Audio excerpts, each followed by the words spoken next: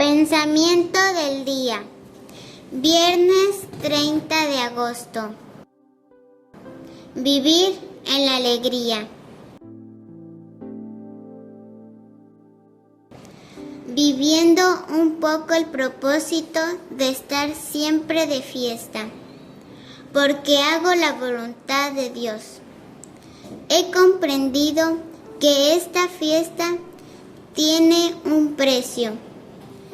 Ser la voluntad de Dios en el presente implica podar, cortar de raíz todo lo que no es voluntad de Dios en ese momento. Dar vuelta decididamente la página. Hacer la voluntad de Dios actual sin recordar siquiera la precedente. Estar volcada toda allí, en la voluntad de Dios.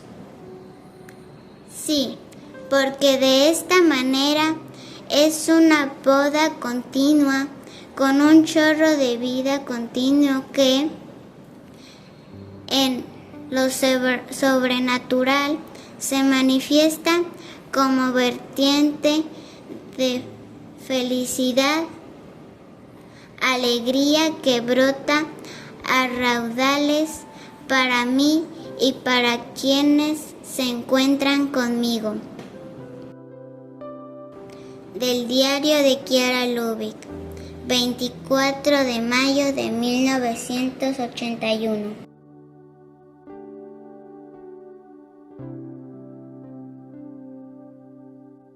Palabra de vida, agosto de 2024.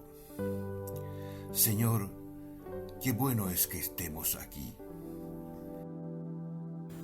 Somos miembros del movimiento de los focolares de varios países de Latinoamérica y de Italia. ¿Te gustó el video? Danos un like, un dedito hacia arriba porque te gustó. Suscríbete al canal y no dejes de tocar la campanilla, así te avisaremos cada vez que subimos un video.